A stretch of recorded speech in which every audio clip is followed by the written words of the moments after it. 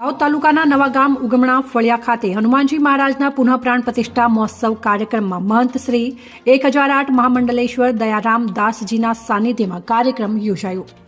અહેવાલ બાબુભાઈ મોહનિયા, દાહોદ। મહત્વના સમાચાર સામે આવી રહ્યા છે ધોરાજીથી। રાજકોટ જિલ્લાના ધોરાજીમાં ફરી નશાકારક સિરપ સાથે એક યુવાન ઝડપાયો। રાજકોટ ગ્રામ્ય એલસીબીને નશાકારક કોર્ડિન સિરપ સાથે એક યુવાનને ઝડપી પાડ્યો છે। સફી ઢીબ નામના યુવાનને કુલ 36 જેટલી કોર્ડિન સિરપ સાથે ઝડપી પાડ્યો। વોકડા કાંઠા વિસ્તારમાં રહેણાંક મકાનમાં રાખેલ નશાકારક સિરપ સાથે યુવાનને ઝડપી પાડ્યો છે। 11,650 રૂપિયાના મુદ્દામાલ સાથે યુવાનને પકડી પાડી પોલીસે વધુ કાર્યવાહી હાથ ધરી।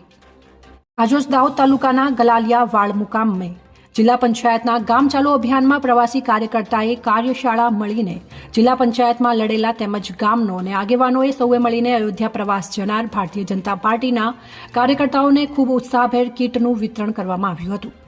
પત્રકાર બાબુભાઈ મોહનિયા, દાહોદ। મહેસાણા ખાતેથી આસ્થા ટ્રેન રવાના કરાઈ। વડાપ્રધાન નરેન્દ્ર મોદીના નેતૃત્વમાં શ્રી રામ જન્મભૂમિ પ્રાણ પ્રતિષ્ઠા સંપન્ન થતા કોટી કોટી શ્રદ્ધાળુઓ રામલલ્લાના દર્શને જવા માટે આતુર બન્યા છે।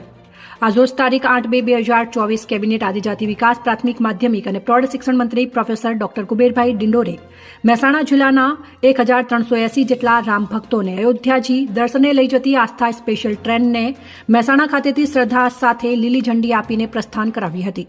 સૌ યાત્રિકોને દરેક ડબ્બે જઈ મુલાકાત લીધી અને સૌ શ્રદ્ધાળુઓને સુખમય યાત્રાની શુભકામનાઓ પાઠવી હતી।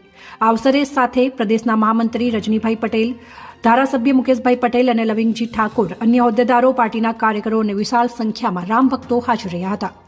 અહેવાલ એસએમ ભગોરા, લીમખેડા, દાહોદ। ડીસાના સણદ ગામે પાંજરાપોળમાંથી પશુઓને ચોરતી ટોળકી ભીલડી પોલીસે ગણતરીના કલાકોમાં ઝડપી પાડી।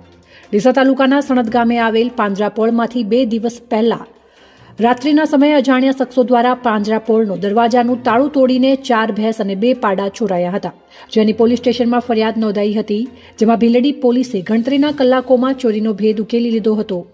પાંજરાપોળમાંથી 2 પિકઅપ ડાલામાં પશુઓ ભરીને ચોરી કરી ગયેલ ત્યારબાદ ભીલડી પોલીસ દ્વારા ગુનાની તપાસ હાથ ધરીને અલગ અલગ જગ્યાએ સીસીટીવી કેમેરાના આધારે પિકઅપ ડાલા શોધવા પ્રયત્ન હાથ ધરવામાં આવ્યા હતા।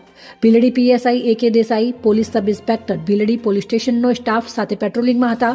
તે દરમિયાન ખાનગી રાહે મળતી વાતમી હકીકતના આધારે ચોરીમાં ગયેલ પશુઓ તથા ચોરીમાં ઉપયોગમાં લીધેલો પિકઅપ ડાલો જે સેસણ ગામના સમસુદ્દીન આરબ ખાન બલોચના ખેતરમાં હોવાનું જાણવા મળતા આ કામના તહોમતદાર સમસુદ્દીન આરબ ખાન બલોચ, ઉંમર 21 વર્ષ, રહેવાસી સેસણ, તાલુકો દિયોદરવાડાને પકડી લઈને જેની પૂછપરછ કરતા ફરાર આરોપી અશરફ ખાન મેવેક ખાન બલોચ, રહેવાસી સેસણ, તાલુકો દિયોદરવાડા સાથે મળી ચોરી કરેલ હોવાની ગુનાની કબૂલાત કરતા હોવાથી ત્યારબાદ તેના રહેણાંક મકાનની આજુબાજુમાંથી ચોરીમાં લીધેલ pickup Dalu registration number GJ08W1834 મળી આવ્યો હતો તથા ચોરીમાં ગયેલ ભેંસ નગ 2 અને એરંડાના ખેતરમાંથી મળી આવેલ તથા અન્ય મુદ્દામાલ શોધવા માટે સેસણ ગામના સર્ચ કરીને દિયોદર પોલીસ તથા LCB શાખા પાલનપુરની મદદ મેળવીને સાથે રાખીને ચોરીમાં ગયેલા મુદ્દામાલ સેસણ ગામના ફરાર આરોપી નિયાઝ ખાન ઇસ્માઇલ ખાન બલોચના ખેતરમાં રાખેલ પશુઓ પાડો નગ 1 અને ભેંસ નગ 1 તથા પિકઅપ ડાલા નંબર GJ12BT 3152 વાળું મળી આવ્યું હતું, જે ભીલડી પોલીસ સ્ટેશને ભાગ A માં ગુના નંબર 11-19-582-452 2024 ઇપિકો કલમ 389 114 મુજબ કામે ચોરીમાં ગયેલ પશુઓ નગ 6 પૈકી કુલ 4 કબજે લેવાયેલા છે, જ્યારે 1 પાડો 1 ભેંસ અને 2 આરોપીને પકડવા ચક્રો ગતિમાન કર્યા છે। પશુ નગ 4 કિંમત ₹25,000 તથા ચોરીમાં ઉપયોગ લીધેલ પિકઅપ ડાલા નંબર 2 કિંમત ₹4 લાખ આ મુદ્દામાલ કબજે કરીને 1 આરોપીને ઝડપી પાડીને 2 આરોપીઓને પકડવા ચક્રો ગતિમાન કર્યા હતા। અહેવાલ રમેશભાઈ ચાવડા, ભીલડી। દાહોદ જિલ્લામાંથી આખી લોકસભા વિસ્તારમાંથી અયોધ્યા જવા માટે ટ્રેનની વ્યવસ્થા કરવામાં આવી છે, જેમાં દરેક દાહોદ તાલુકામાંથી અંદાજે 200 કાર્યકર્તાઓ અને રામ ભક્તોને અયોધ્યા દર્શન માટે આ ટ્રેન મારફતે લઈ જવામાં આવશે। નીચે મુજબની વ્યવસ્થા અને શુલ્ક વહેલા તે પહેલા ધોરણે આપવાનું રહેશે। અયોધ્યા જવા માટે ₹1900 ભાડું નક્કી કરવામાં આવેલ છે। 3 ટાઈમનું ભોજન અને 4 ટાઈમનો નાસ્તો અને આવાસની સુવિધા ઉપરના ભાડામાં આવી ગઈ છે। અંદાજે ફેબ્રુઆરી મહિનામાં આ ટ્રેન દાહોદથી ઉપડશે। નોંધણીના વહેલા તે પહેલા ધોરણે રામ ભક્તોને આ ટ્રેનનો અને યાત્રાનો લાભ મળશે। અંદાજે 4 દિવસની યાત્રા રહેશે। જે પણ કાર્યકર્તા અથવા રામ ભક્તને આ યાત્રાનો લાભ લેવો હોય તો તેમના આધાર કાર્ડ, એક ફોટો નંબર સાથે અને 1900 રૂપિયા શુલ્ક સાથે સંપર્ક કરવા વિનંતી. નંબર છે 9898290633. અહેવાલ બાબુભાઈ મોહનિયા, દાહોદ. બાબર સુઈગામ નેશનલ હાઈવે નજીક ભારતમાલા રોડ ઉપર એક 4-વ્હીલર કાર પલટી ખાઈ હતી, જેમાં આજરોજ તારીખ 9/2/2024ના શુક્રવારે ભારતમાલા રોડ ઉપર જોરાવર ગઢ નજીક એક 4-વ્હીલર ગાડી પલટી ખાઈ ગઈ હતી, જેમાં મળતી માહિતી મુજબ કાર ચાલક સહિત 3 શખ્સો હતા, જેમાં 2 શખ્સો ભાગી છૂટ્યા હતા, જ્યારે એક શખ્સ સ્થાનિક લોકો દ્વારા પકડાઈ ગયો હતો, જેમાં કારની અંદર વિદેશી દારૂની બોટલ તેમજ એક ATM કાર્ડ પણ જોવા મળ્યું હતું. અહેવાલ ગોપાલ કે પુજારા, ભાભર, બનાસકાંઠા. આજરોજ દાહોદ તાલુકાના ખરોડ મુકામે જિલ્લા પંચાયતના અભિયાનમાં પ્રવાસી કાર્યકર્તાઓ કાર્યશાળા મળી હતી.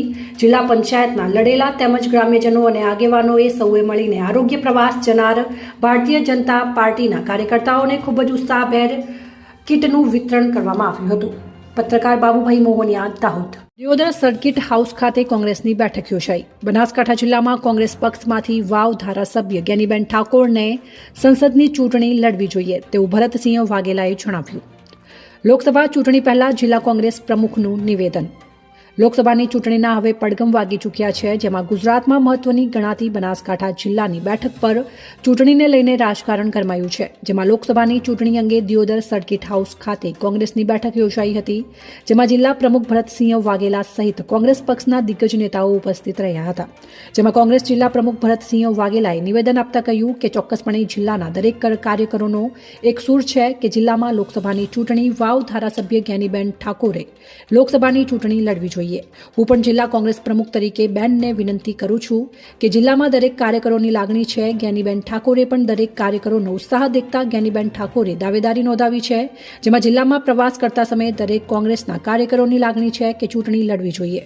બીજી તરફ દિયોદર ખાતે યોજાયેલા કોંગ્રેસની બેઠકમાં જિલ્લા કોંગ્રેસ પક્ષે માત્ર વાવ બેઠક પર સતત બીજી વાર ચૂંટાયેલા ધારાસભ્ય જ્ઞાનીબેન ઠાકોરને ચૂંટણી લડવા અપીલ કરતા આ વખતે કોંગ્રેસ પક્ષમાંથી મહિલા ધારાસભ્ય લોકસભાની ચૂંટણી લડે તેવું દેખાઈ રહ્યું છે.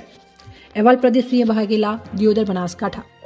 ચોક્કસપણે બધા જ કાર્યકર્તા આગેવાનોનો એક સૂર છે કે જ્ઞાનીબેન ઠાકોરને લોકસભાની ચૂંટણી લડાવવી જોઈએ, અને હું બનાસકાંઠા જિલ્લા કોંગ્રેસના પ્રમુખ તરીકે મેં પણ બેનને વિનંતી કરી છે કે તમામ કાર્યકર્તાઓની લાગણી છે કે આપને ચૂંટણી લડવી જોઈએ, અને બેને પણ જે રીતે કાર્યકર્તાઓનો આગેવાનોનો ઉત્સાહ દેખતા એમણે પણ પ્રદેશ કક્ષાએ પોતાની દાવેદારી નોંધાવી છે, અને અમે બનાસકાંઠા જિલ્લાના કોંગ્રેસના પ્રમુખ તરીકે હું એમને ખુલ્લું સમર્થન આપું છું કે બેને જ બનાસકાંઠા જિલ્લાની લોકસભાની ચૂંટણી લડવી જોઈએ એવું સમગ્ર જિલ્લાનો પ્રવાસ કરતા કાર્યકર્તાઓની પણ લાગણી છે, અને સાથે સાથે મારી વ્યક્તિગત પણ જિલ્લા કોંગ્રેસના પ્રમુખ તરીકે લાગણી છે કે બેને ચૂંટણી લડવી જોઈએ. બાપુ, કોંગ્રેસ કયા મુદ્દા